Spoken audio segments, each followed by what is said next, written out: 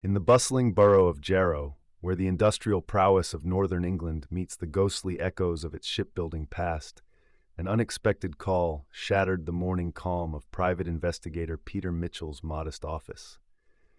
Nestled between the gray facades of terraced buildings, his one-man detective agency hummed quietly with the faint aroma of the coffee brewing near his overcluttered desk. Despite the persistent rain washing the windows with a rhythmic pattern, the call pulled Peter out of his routine and into the heart of a mystery that would soon engulf the entirety of Jarrow's society. The call was from Celia Grant, a socialite of considerable influence.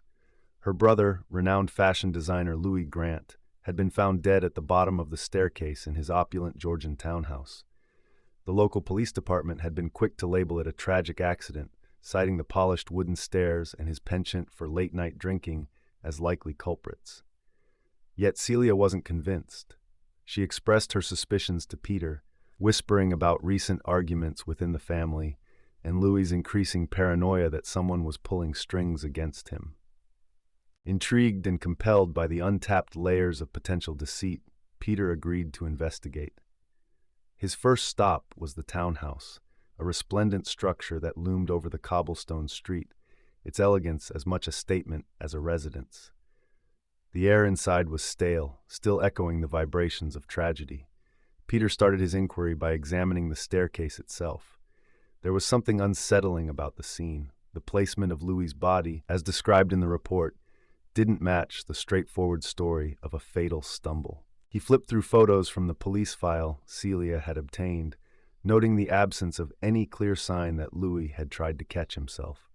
This detail gnawed at Peter, like a puzzle piece that didn't quite fit. As he moved through the house, he spoke to the housekeeper, Mona, who had been working for the Grants for over 2 decades. Her recounting of the night painted a different picture than that of an ordinary evening. She recalled that Louis was adamant about having heard footsteps trailing him, despite being alone on the second floor. With his acute attention to detail, Peter roamed beyond the townhouse into the heart of Jarrow. He visited local boutiques and cafes Louis frequented, places where an incomplete mosaic of Louis's life slowly took form. Tales of his brilliance in design were always acknowledged with an odd silence, often giving way to stories about his eccentricity, obsessions, paranoia regarding sabotage from his competitors, and a growing list of enemies he seemed to accumulate with each passing season. However, it was an encounter at Jasper's Tailor's, a quaint shop Louis was known to frequent, that sent Peter's mind racing. The tailor, an old friend of Louis, mentioned an unusual detail, a striking red feather recently found in Louis's jacket pocket, one that undeniably originated from a hat seen on a rival designer weeks earlier at a public event. Peter's thoughts spiraled as the pieces began to assemble into something far more sinister than a simple accident. As Peter processed the tailor's revelation, the striking red feather became the thread leading to unravel the tangled web surrounding Louis's death. He dashed back to the townhouse, his mind a flurry of images and connections.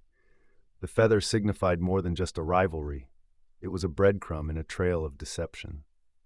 Celia met him at the entrance, her face pale with anticipation. "What have you discovered?" she asked, her voice a mix of hope and dread. Peter explained the significance of the feather, its implications pointing to a rivalry gone beyond professional competition. He relayed his conversation with Jasper and suggested that their design world might be steeped in envy, fierce enough to drive someone to murder.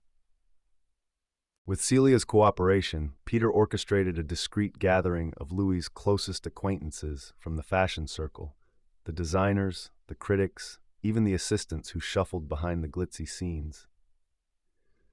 Under the pretense of commemorating Louis's legacy, the gathering was set to unfold like theater.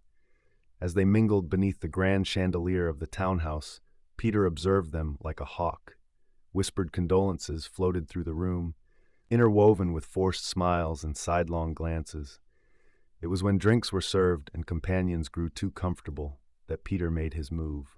He stepped forward, his presence calling for attention, and delivered his findings, weaving the tale of the feather, of secret alliances and hidden motives. As he outlined the sequence of orchestrated events, tension rippled through the attendees. All eyes darted, seeking affirmation or denial in every face within the circle. The truth was laid bare when Peter pointed directly to Hugo Bennett, a designer known for his flamboyant shows and ruthless climb through the fashion hierarchy. Hugo's face flushed with a blend of anger and fear. The room was silent as Peter continued. He detailed how Hugo, consumed with envy and threatened by Louis's genius, had orchestrated a plan to eliminate his competition. The feather, an unplanned snag in Hugo's otherwise perfect plot, had led Peter to him. Cornered and with the room pressing in, Hugo finally broke, his defenses crumbling like the weak stitching of a poorly made garment. "It wasn't supposed to go that far," he exclaimed, the weight of guilt dragging his voice to a quivering pitch. He had intended only to frighten Louis, to make him doubt his own safety to the point of self-destruction.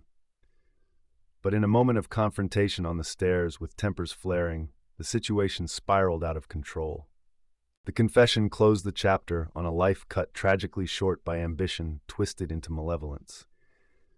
As Hugo was taken into custody, Celia's eyes brimmed with tears of relief and mourning, grateful for the truth, but anguished by its cost. Peter Mitchell, ever the quiet observer, watched as the mystery resolved around him, the threads of rivalry, envy, and unintended consequence now laid bare. It struck him anew that in the world of fashion, as in his world of investigation, the most dangerous designs were those crafted not with fabric, but with human intentions.